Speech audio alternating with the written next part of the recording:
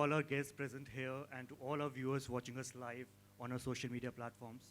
Well, the topic for this session is electric vehicles, the surge begins. Well, there is no doubt that the search for electric vehicles has already begun in India, and we are seeing many new players and established players making a shift. But the journey of electric vehicles is seeing its perils. So I'll start by asking all my panelists here, so how do you see the overall EV industry as a whole? What are your perspectives and your comments? You can start, Mr. Vaidya, please.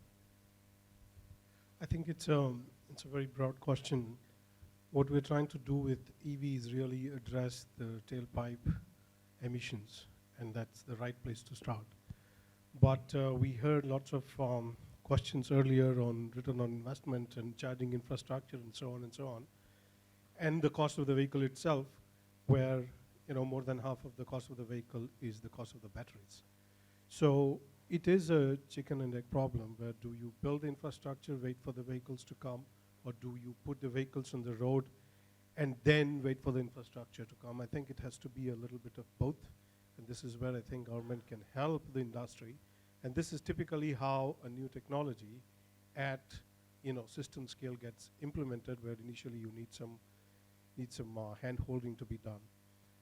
From what I can see, there are three things in the industry. One is the products, whether it's a car, a truck, or a two-wheeler, there has to be products which the OEMs are working on. The second is the price parity, which is even for the OEMs, the price parity has to be achieved for it to be profitable. And the third is the infrastructure, which is from generation to transmission to storage to usage. So all three have to come together. And if you see globally, and so in India, it has to be a partnership. No one provider, whether it is utilities, transmission companies, OEMs, or companies like Delta, no one company can tackle this. So you can see partnerships for sharing risk, for sharing investments, for sharing technology is coming together. So I would say we're beginning to see that. But there is going to be a lot of things we need to do in the next 5 to 6 years. The volumes are going to be slow to pick up. And we're still financing the EV industry from IC engines. All the OEMs globally, in India as well, the percentage of sales, at least for this year, is in lower single digits for EVs, right? And where does the money but the money that is being put in there is billions of dollars, right? Whether it is hydrogen, whether it is battery electric, and so on. So there will be this part where the IC engines sales is financing the EV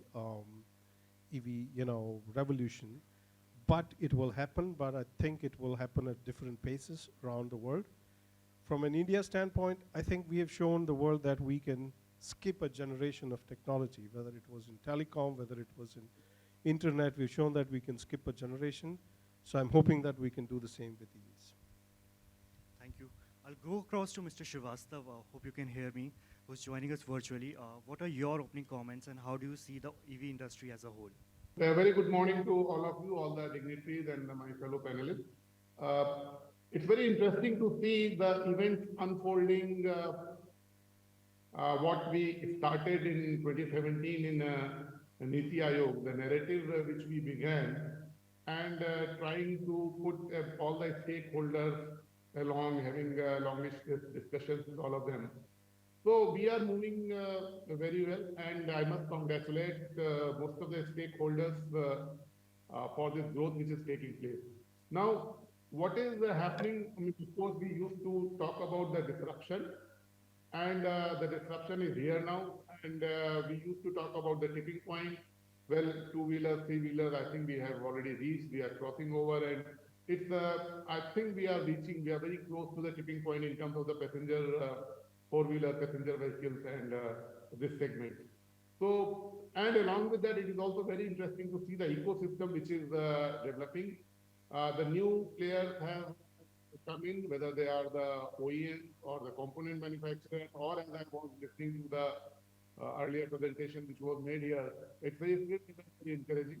The existing players who were there in the IT segment, they are shifting Some of them are a little behind, but most of them are knowing it that by 2025 or by around that time, the most of the two-wheelers manufactured in the country would be the electric vehicles.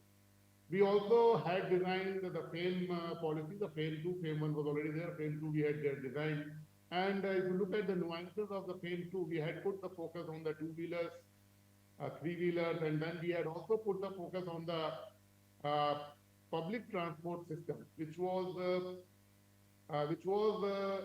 probably and which is in line with our infrastructure, the poor quality of infrastructure, the lack of infrastructure which we have in the transport segment, and the directions or the message which our Prime Minister gave in the MOVE summit which we had organized in 2018.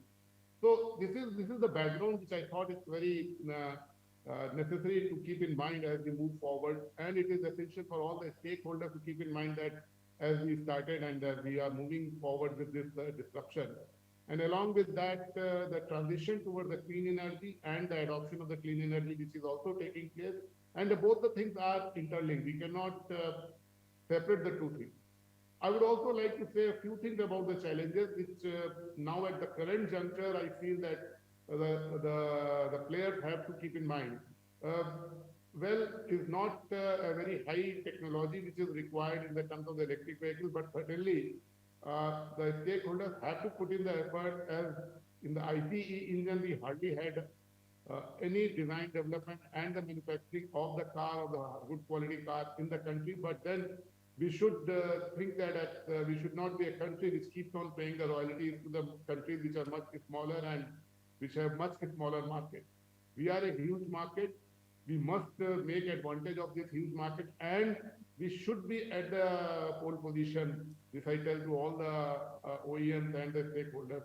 We should try to reach that position, making full advantage of the scale and the size which the country and which our economy is offering. The other challenge, to my mind, comes is that of the localization. We are moving forward good, and we incorporated a lot of these issues and a lot of these parameters while designing our FAME policies, while designing our PLI scheme, which is a production linked incentive scheme, and with the ACC also we had this stipulation as to what kind of a localization or the indigenization should be adopted, and in what way it should be moved phase-wise. Other challenge which I feel now that I am not out of the government, I can say that the government has to be more proactive. We tried to be very proactive, and I used to listen to the industry which used to say that the EV segment probably for the first time the government has moved faster than the industry, and the industry has to come forward. But now the government must keep pace with what we had done earlier. And in terms of the standardizations, I think that quickly the things should be decided. We must take the decisions about swapping policy to make it a success, or whatever is the leasing model about the battery cost and everything. So this is something that the government cannot ignore, and it has to move forward. These are some of the points which come to my mind at this juncture. And I must congratulate all the stakeholders. And one more point which I would like to see is that we cannot ignore the fact that the battery, when we talk about the concept in terms of the conventional energy sources like our petroleum and other sources, so then we talk about the energy source from the well to the wheel. In that context, the industry has to keep in mind that the battery or the cell has to be green. Now, this is something which has been we have started talking about as to the source of the energy or how the battery is manufactured, how the cell is manufactured. It has to be green, and that is where probably the transition which is taking place in favor of the clean energy and the sources of the energy which will also be handy. So these are the few of the points which we cannot ignore, and we have to move forward. Once again, congratulations to all the stakeholders and the industry for moving forward in the direction which we had envisaged while we started this narrative about in the Niti Aayog, and then subsequently we had organized the MOVE summit in September 2018, and it's really heartening to see the growth which is taking place in India. Thank you. Thank you so much, Mr. Srivastava. Mr. Jairaj, if I can go across to you, Mr. Srivastava talked about the green future that we are talking about with the EVs. So how do you see how sustainable are the EVs? How do you see with batteries and everything, how sustainable are EVs? Firstly, thanks to BW and the entire team for having me here. It's a pleasure to be here and welcome to my fellow panelists. Just one comment before I address your question. The topic of this panel discussion was the surge begins, right? And the word surge has a few connotations in our day-to-day life. One is obviously the electrical surge. The other is obviously the pricing that some of the mobility providers do. But in both cases, you know, it's like infamous that it comes down, right? It's a surge and it's a temporary surge. But I think we, at least at Deloitte, and I think a lot of us in this room will believe that this surge is not a temporary surge. It's a surge and it's here to stay, right? It's something that is more like a wave giving rise to another wave going on for till 2030, 2040 onwards. And on that note, I'd like to take up your question, which is on sustainability, which is, see, I think given the entire, I would say, visibility around the whole e-mobility journey, right? I am pretty confident that over the next few years, we'll find a way to make it sustainable. Okay? As the gentleman was saying, there are multiple dimensions for e-mobility. Obviously, one is on the product side, the other is on the fuel and the energy side, and then you have the entire ecosystem and the business viability side, right? So feasibility or sustainability can be on multiple, levers. And the similar sustainability lever can also be applied to the environment as to whether it is, generally sustainable going forward. The answer to all of this is yes. There is a bit of optimism, but at the same time, cautious optimism, right? We are not necessarily seeing a surge to the extent that maybe it was predicted 10 years back. We are seeing a surge. There are challenges which the panelists had highlighted, saying that we need to overcome some of this. It could be around infra. Could be around consumer demand. It could be around, the readiness of people to invest, whether it's OEMs or other ecosystem partners. But I think eventually we will get there. Sustainability is something that is an optimistic goal, and I think there are all the right factors that are going to contribute towards it. Thank you. I'll come back to this again. So, Mr. Kumar, if I can come to you, what are your opening comments about the EV industry as a whole? How do you see? Yeah, thank you and good morning to all of you. So, now globally as well as in India, the EV sector is taking a good shape. And in recent time, we have seen the innovation on the business model side and also on the technology side. But one thing we need to understand that in EV sector, technology is evolving and the innovation is happening to address the challenges associated with the EV technology, especially the battery. In recent time, we have seen the good progress, but we need to work out some, we need to take some positive actions that will help in accelerating this growth. So what I see that one important point is that we should understand the cross-sectoral collaboration is very critical for the EV sector to address the challenges whether it's associated with the technology or with the business model side or the financing side of this. The second thing is required, the learning should be looped back into the system so that the efficient decision can be taken by the stakeholders going forward. And the third, the capacity building is very critical for the EV sector. So that the industry, EV sector should not face any kind of challenge related to the knowledge and the availability of the technology. And why I'm telling a collaboration I see as a very important part, because we have seen the, especially we have the startups coming up in the EV sector. And they have the vision, they want to do something, but there is a limitation, they can't solve that. And that is the technical part. And we have the R&D, we have the very good R&D ecosystem in our academia, IITs, CSIR labs, and the other organizations. So if government, academia, and industry can come together and work out the mechanism for the collaboration, they can leverage each other's strength and address the challenges very fast. So these are, so collaboration, looping back the learnings from the implementation of the EV, whether it's the EV adoption, business model or the charging infrastructure related. In the previous session, we saw the question related to the utilization rate of the charging infrastructure, or some comment was there about the chargers are not working. So these learning should be looped back into the system so that the stakeholders can take the proper decision. Government is having good intent to support the EV sector. Industry is also coming up very positively on this. But in future, we have the another thing is there that we have to assess the some of the challenges may become bigger in coming years, especially related to the resources or related to the other requirement. For example, in the last 3 years, we have seen the increase in the lithium battery prices due to the increase in the raw material cost. And so we need to understand that how we address the challenges which may become very serious in coming years related to the supply chain of the critical component of EVs. So all these needs serious attention at this time. And one of the important thing is there that we can think of exploring the circular economy approach, especially for the battery materials, used EV batteries, as well as for the motors used in the electric vehicles. Because if we don't do this, then we are going to face a very serious challenge in the coming. So I can share more, but I just want to stop here. Surely. Mr. Vaidya, so everybody here mostly talked about the challenges that we're facing in the EV sector. So what do you see one of the major challenges the charging infrastructure? So especially for the commercial vehicles, for the electric highways and all those things in progress. How do you see that?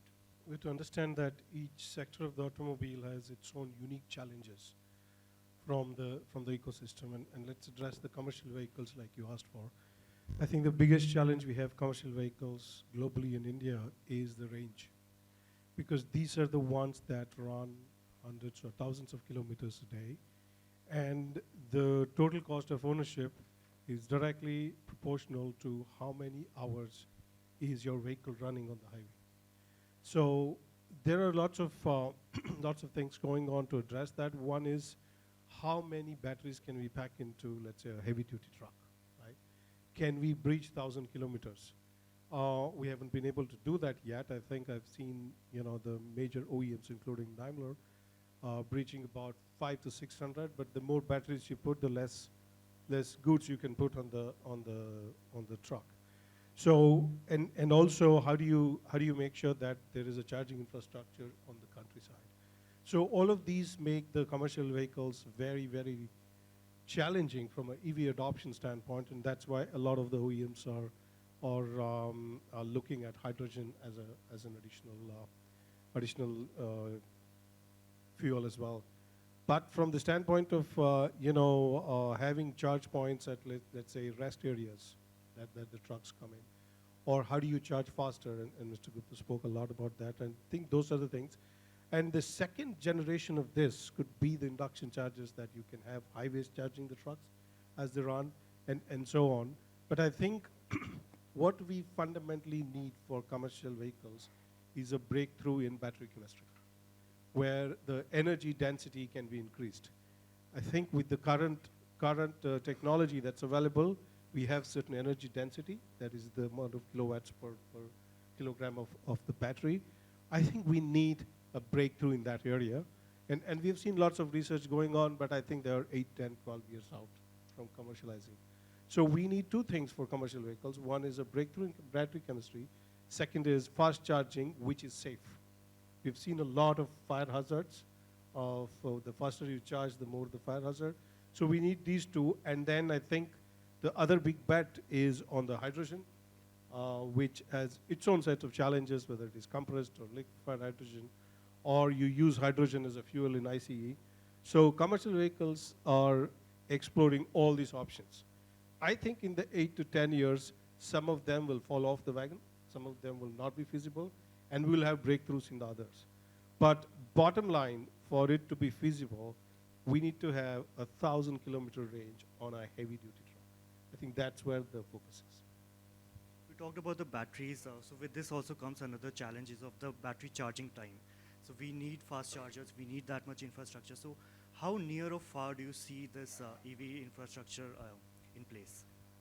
You know, I think every time we have predicted something in the auto industry, we've always missed the targets. From flying cars to self-driving cars to, so on. So I wouldn't put too much effort into, saying in 10 years we will be there. I think we'll have to make, step-by-step changes. Right now, the focus is on two things. One is how do we increase the energy density for batteries? Second is how do we use that power stored in the batteries in an optimal way? Because you need to use it for traction, you need to use it for heating, cooling, and so on. And the third is hydrogen a feasible option as an augmenting technology to this? So I think we'll have to take step-by-step approach. I would stay away from making any predictions which are, let's say, 3 steps out. Mr. Jairaj, one of the challenge is of the battery hazards, as Mr. Vaidya spoke about. So how do you see the battery safety as is the most important factor? So we need more in terms of localization. Most batteries currently in the current scenarios are imported from China. So how do you see this? Sure. So just one additional point to what Mr. Vaidya mentioned was, in essence, CV is an industry that should be cracking the code soon, because the classic 80-20 applies there, right? 20% of volumes, but 80% of energy is consumed by the CV industry. So if there's an overall sustainability target, clearly CV has to take the lead on that. But on your point, right, it's a lot more about when Deloitte did the GACS, or the Global Automotive Customer Survey, right? And we have been doing that for almost 7-8 years on the trot. We found that the top 3 reasons for EV, or the concerns related to EV, have not changed much, right? It's different for different countries. So for India, the top 3 in that sequence were infrastructure, charging infrastructure, safety, which is the hazards point that you mentioned. Number 3 was cost/range. But for China, it's the other way around. It's range. Number 2 is still safety. And number 3 becomes infra, right? US is again very similar. Now, what this tells us is that in China, because it started a lot earlier, right? The whole adoption wave through two-wheelers, etc., lead acid. And, people are a lot more comfortable with the solutions offered from an infra perspective, whether it's the fixed charging points or the swappable solutions or services, etc., etc. But in India still, even if you look at these 2 countries, safety is still number 2. It hasn't changed much.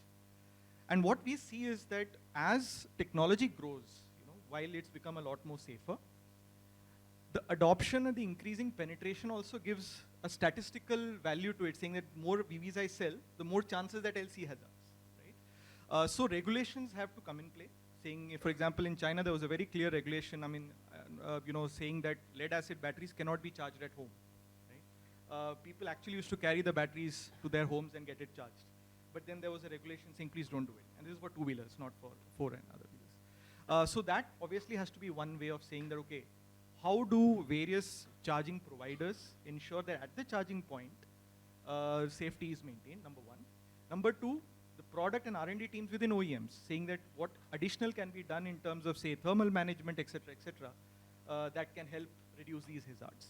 So eventually, it's kind of, as we grow scale, I'm sure more challenges will come. But it's all about ensuring that through it, we're able to plug these goals one by one and kind of get to a stage where people are not really worried about the hazards anymore. Thank you. Mr. Kumar, Mr. Jairaj talked about the swappable battery option. So do you think that would be a good option for commercial vehicles too? Will we see that option in commercial vehicles sometime? Or like we are seeing that option in 2-wheelers only just?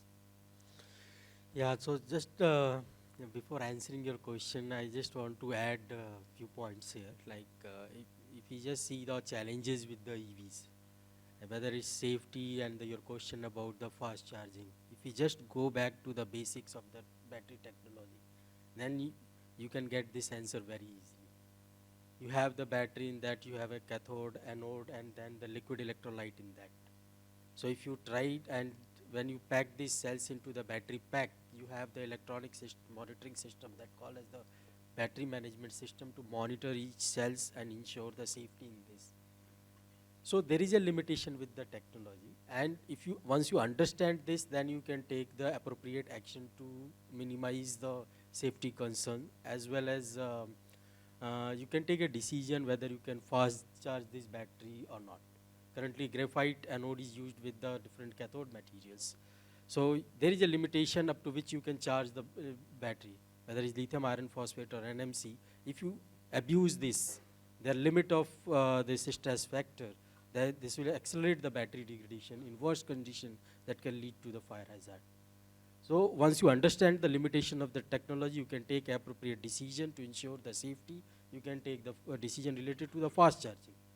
If you want to fast charge the battery, then you can go for the LTO anode instead of graphite.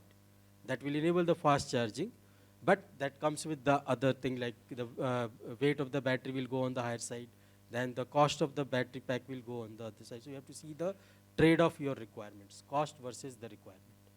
The second thing you asked about the battery swapping. So battery swapping, if you look into the global scenario, there is no encouraging story for that, except in China. But in case of India, we have almost 90 to 95% two-wheeler and electric two-wheeler and three-wheelers on the road. Now the SCVs, small commercial vehicles are coming. So whether you want a range or you want a good payload capacity on your vehicle. If you're looking for the range, then you have to pack the heavy battery packs on that. That will reduce the payload of your vehicle. And what will happen that if you calculate the total cost of ownership of the vehicle, it will be less. But at the moment you integrate the payload capacity, the TCO will go on the higher side. Because the payload capacity comes down by the 40 to 50% if you are comparing the same counterpart with the ICE. So battery swapping will help because you have the good benefits from this. One benefit I see is the charging time.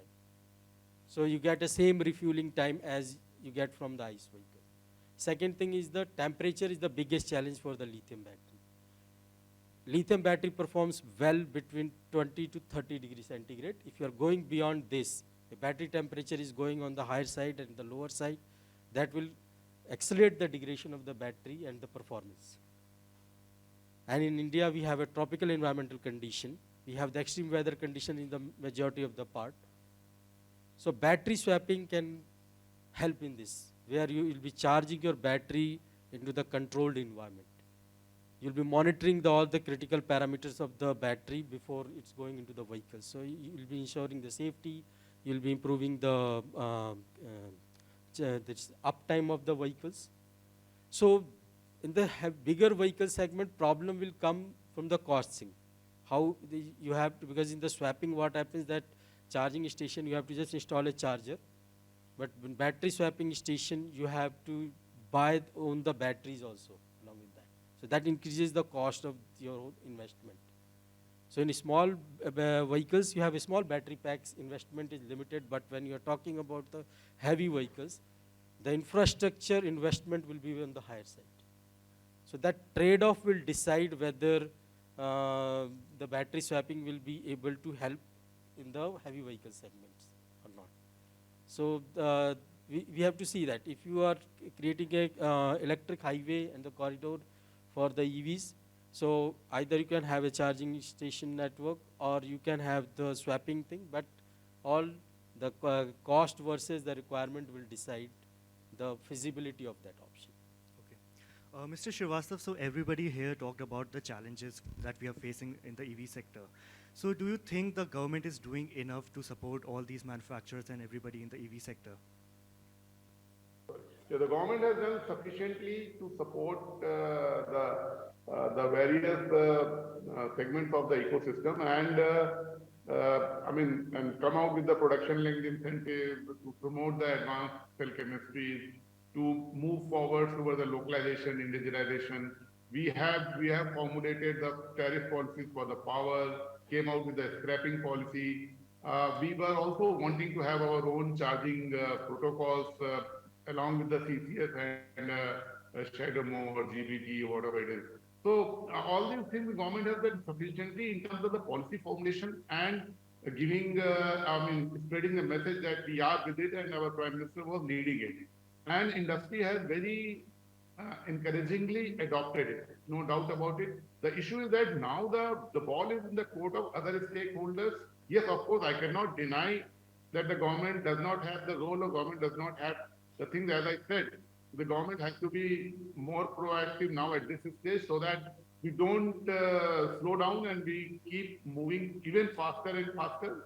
We had proposed a dynamic taxation or the dynamic duty regime, which is followed in most of the other countries, and particularly China is very proactive in that. They keep on reducing, increasing their subsidies, and as the technology grows, as the battery technology grows, and we have seen it within years' time, they change their taxations and things like that. So that is all needed from the finance ministry of the government. Uh, Another thing which is cannot be ignored is that the India is ready to adopt. I would say that the issue with the is currently is that the to get to know the pulse of the people and have a product which people are wanting. So it is not that the demand side issue. It is only that the right kind of a product is not available in the Indian market currently. If you look at it, even if you have to buy a vehicle, I have to buy a vehicle, then the options are extremely limited at this juncture. Yes, the industry is coming up with all the issues, and particularly the charging infrastructure and the range anxieties, which are not critical for the India. And I would also like to add that the India is different. The stakeholders cannot ignore the fact. Our average distance which a person travels is 4 to 5 kilometers. The vehicle usage for a person, for a private vehicle is 5%. The distance which is traveled, I said, is 5 kilometers. So these are the country specific issues which cannot be ignored. We have I mean, the way, look at the way Maruti Suzuki have understood the pulse of the country, and they are the number one company in our country, whereas in none other country they are at this position. So why is it and how is it happening, and why is it that the people have not? So that those are the factors which cannot be ignored. The government needs to do the standardization, and particularly for the swapping policy, as my co-panelist was speaking right now, with the adoption of the swapping policy is very essential. We cannot ignore the fact that 80 to 85% the vehicles which we manufacture are the two-wheelers and three-wheelers. Yes, of course, we are a leading country in terms of the manufacturing four-wheeler passenger vehicles also. But when we look at the value add to these four-wheeler passenger vehicles in the country, then it's not very encouraging. The value add is not all that significant in terms of even if we are exporting the four-wheelers, even if we are manufacturing the four-wheelers in the country. So with that perspective, we cannot ignore that the major focus has to be on the masses, the countries, and also the quantum of batteries which are needed. The quantum of lithium-ion batteries which are needed, and their proportion in terms of the two-wheelers and the four-wheelers. That also cannot be ignored, and we have to take into account all these factors while we take actions in that. So this is all probably I would like to add. Yes, of course, the role of the government is there, but the major portion of the ball is now in the court of the other stakeholders, and they have to move forward with whatever little has been done by the government, which is also significant, if not little at all. Thank you. Okay, thank you so much. Mr. Vaidya, moving ahead, if we can talk about the upcoming trends in the EV industry. What trends do you see? Like, it's expected that there would be vehicle-to-vehicle charging, there could be self-charging cars that could be made of solar panels. So what future trends do you see?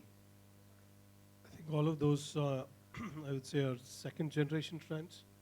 I think the trends to see, the point made by the earlier speaker, is we'll have to put the country's context into perspective and see what we can do. I think battery swapping is a trend that I see specifically in India, and also around, how do we create charging infrastructure which is not public. Like we know that the distances traveled by personal vehicles are not too many. I would say you need to have that micro generation using solar panels and so on, which could be individual homes or could be the apartment complexes and so on. I think that will happen. But the dearth of the products is because of the tentativeness of the OEMs to put a lot of money into that. We're just coming off of COVID, and they haven't had a great last few years. So, but I think they will only accelerate that. But one trend I'm not sure is there, but I would like to see is from the public transport. Right?